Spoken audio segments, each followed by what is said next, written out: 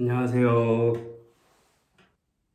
천안에 연일 코로나 환자가 생겨나고 있습니다. 우리 성도님들께서는 개인 위생을 철저히 하시고 불필요한 외출을 삼가하셔서 코로나로부터 안전하시기를 소망합니다. 또 어서 코로나가 잠잠해질 수 있도록 계속해서 기도해 주시기를 부탁드리겠습니다. 오늘은 목장공과 45과 바울이 증거한 믿음에 대해서 함께 나누어 보도록 하겠습니다. 영상을 잠시 멈추시고 오늘의 말씀 빌립보서 4장 10절에서 13절까지를 읽어보시기를 바랍니다. 말씀 나누기로 넘어가겠습니다. 감옥에 갇혀있던 바울은 빌립보 교회의 성도들이 에바브로디도를 통해서 보내준 선물을 받고 감격했습니다. 그 선물은 그들의 믿음이 바울의 사역을 지원할 만큼 성장했다는 것을 증명하고 있었습니다. 바울은 이렇게 성장한 빌립보 교회의 성도들에게 감사를 표하면서 자신이 하나님 앞에서 누리고 있는 자족함을 전했습니다. 이루고자 하는 목표가 분명한 사람은 목표 이외의 것들에 큰 의미나 관심을 두지 않습니다. 바울처럼 영혼을 구원하는 일에 목표를 둔 성도는 세상의 것들에 별다른 영향을 받지 않습니다. 가지지 못한 것들로 인해서 불편은 할 수 있지만 전혀 불행하지 않은 것은 우리가 추구하는 최고의 가치가 바로 믿음이기 때문입니다. 그렇다면 오늘 본문을 통해서 바울이 빌립보 교회 성도들에게 증거한 믿음이 무엇인지 한번 살펴보도록 하겠습니다. 바울이 빌립보 교회 성도들에게 증거한 믿음 첫 번째는 주 안에서 크게 기뻐하는 믿음입니다. 오늘 본문에서 바울은 지금 현재 감옥에 갇혀있는 상태였습니다. 경제적으로도 어려운 상황이었습니다. 이러한 상황에서도 그가 크게 기뻐한 것은 새싹이 자라나는 것처럼 성장한 빌립보 교회의 믿음 때문이었습니다. 바울의 처지를 보면 조금도 기뻐할 수 없는 상황이었지만 바울은 자신의 사역을 도울 만큼 믿음이 자란 빌립보 교회를 보면서 기뻐했습니다. 이것은 그가 누리는 기쁨의 기준이 철저하게 구원 사역에 있음을 알 수가 있습니다. 사람들마다 크게 기뻐하는 원인이 다를 것입니다. 병이 든 사람은 건강해지면 기쁘고 외로운 사람은 사랑하는 이를 만났을 때 기쁩니다. 믿음의 사람들은 신앙이 성장하고 믿음으로 고난을 이겨낼 때 큰 기쁨을 누립니다. 우리도 그리스도 예수님의 복음을 전하는 구원 사역을 삶의 기준으로 삼아 믿음 성장과 함께 영혼을 구원하는 기쁨을 맛보아야 합니다. 우리가 예수님을 주님으로 믿고 있습니다. 우리의 주인 대신 예수님이 가장 기뻐할 때가 언제일까요? 그건 바로 잃어버린 영혼이 주님께로 돌아올 때입니다. 우리도 그 기쁨에 동참할 수 있는 성도님들이 되기를 소망합니다. 바울이 빌립보 교회 성도들에게 증거한 믿음 두 번째는 어떤 상황 속에서도 자족하는 믿음입니다. 바울은 풍족한 삶을 살지는 못했습니다. 더군다나 본문에서는 감옥에 갇혀 있어 더욱 궁핍했습니다.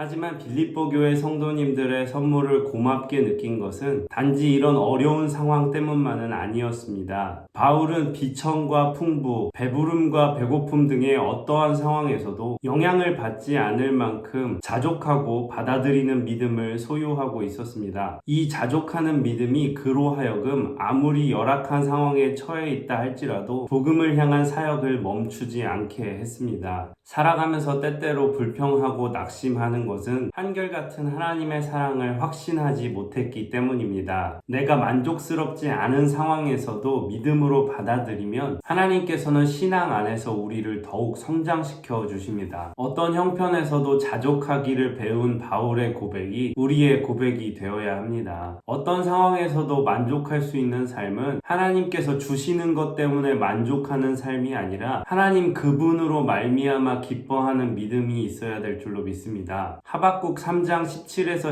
18절을 보면 비록 무화과 나무가 무성하지 못하며 포도나무에 열매가 없으며 감람나무에 소출이 없으며 밭에 먹을 것이 없으며 우리의 양이 없으며 외양간에 소가 없을지라도 나는 여호와로 말미암아 즐거워하며 나의 구원의 하나님으로 인해 기뻐하리로다 라는 고백을 볼 수가 있습니다. 우리도 이와 같은 믿음을 소유해서 어떠한 상황에서든 자족할 수 있는 믿음이 있기를 소망합니다. 바울이 빌립보 교회 성도들에게 증거한 믿음 세 번째는 능력 주시는 자 안에서 모든 것을 할 수 있는 믿음입니다. 바울은 어떠한 상황에서도 모든 문제를 다룰 수 있다고 자신하고 있습니다. 왜냐하면 그에게 공급되는 힘의 출처가 자기 자신이 아닌 전지전능하신 주님으로부터 온다고 믿었기 때문입니다. 나에게 힘을 주시는 분의 도움을 받아서 내가 정복하지 못할 것은 없다. 이러한 고백입니다. 복음을 전하고자 하는 사명을 인생의 우선순위로 둘 때 하나님은 바울에게 부어주셨던 힘을 우리에게도 동일하게 주십니다. 성도는 베풀어 주시는 그리스도의 능력을 바울처럼 사용해야 합니다. 문제와 역경 앞에서 내 힘으로 해결하려는 교만함을 내려놓아야 합니다. 어떤 상황에서도 겸손히 하나님의 약속의 말씀과 능력을 신뢰해야 합니다. 그럴 때 우리도 모든 문제를 다룰 수 있다는 확고한 믿음과 신념을 가질 수가 있습니다. 최근에 한 목사님의 설교를 들었는데 성도가 문제를 만났을 때 그 문제를 해결하는 가장 빠른 방법은 주님께 내려놓고 기도하는 것이 가장 빠르다는 말씀이었습니다. 나의 경험과 지식으로 이런저런 일들을 해결하려 하는 것보다 인생의 주관자 되신 주님을 신뢰하고 그분께 내어 맡기는 것이 가장 좋은 답이라는 것이었습니다. 우리도 주 안에서 주님을 신뢰하고 기도하면 주님이 주시는 능력으로 말미암아 어떠한 문제든 해결할 수 있다는 믿음과 자신감을 갖기를 소망합니다. 마무리하겠습니다. 바울처럼 우리도 상황에 얽매이지 말고 하나님의 구원을 인생의 최고의 목표와 가치로 삼아야 합니다. 상황이 좋을 때뿐만이 아니라 처지가 아무리 초라하고 열악해도 복음이 필요한 사람들에게 복음을 전하는 믿음이 있어야 합니다. 그러면 우리도 내게 능력 주시는 자 안에서 내가 모든 것을 할 수 있다고 힘차게 고백하게 될 것입니다. 말씀 행하기로 넘어가겠습니다. 묵상 질문: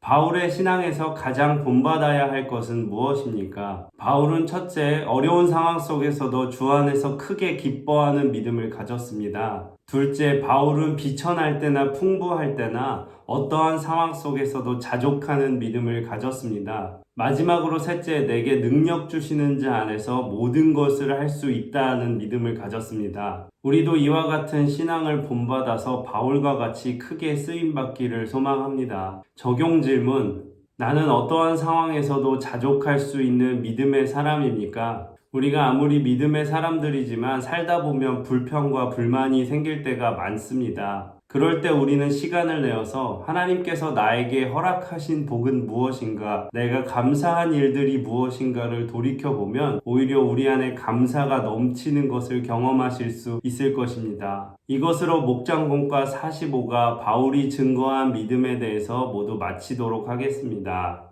기도하겠습니다.